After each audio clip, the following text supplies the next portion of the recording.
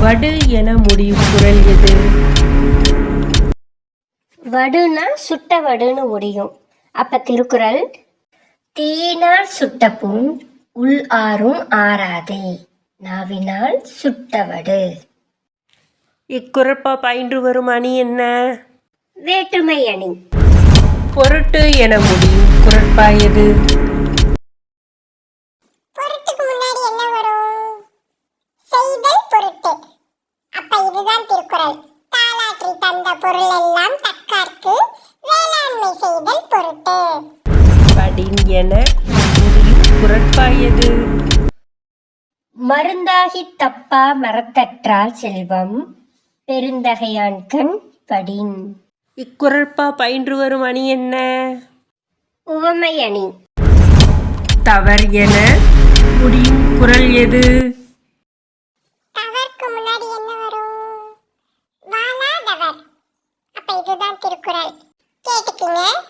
வசையொழிய வாழ்வாரே வாழ்வார், இசையொழிய வாழ்வாரே வாழாதவர். உலகு என முடியும் குறள் எது? நெருநல் உளனொருவன் இன்றில்லை என்னும் பெருமை உடைத்து இவ்வுலகு. கெடும் என முடியும் குறள் எது? கெடும் விரைந்து கெடும். அப்ப இதுதான் திருக்குறள். அமைந்தாங்கொழுகான் அளவறியான் தன்னை வியந்தான் விரைந்து கெடும். கெடும் என முடியும் குறள் எது? தோன்றா கெடும். அப்ப திருக்குறள் இதுதான். கேட்டுக்குங்க.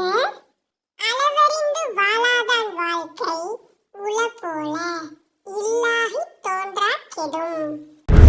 இடத்து என முடியும் குறட்பா எது? இடத்துனா காலத்தை இடத்து. அப்ப திருக்குறள் என்ன? இலைதாக முள்மரம் கொள்க கலையுணர் கை கொள்ளும் காலத்தை இடத்து. இந்த குறள் பயின்று வரும் அணி என்ன? பிரிது மொழிதல் அணி. கொளல் என முடியும் குறள் எது?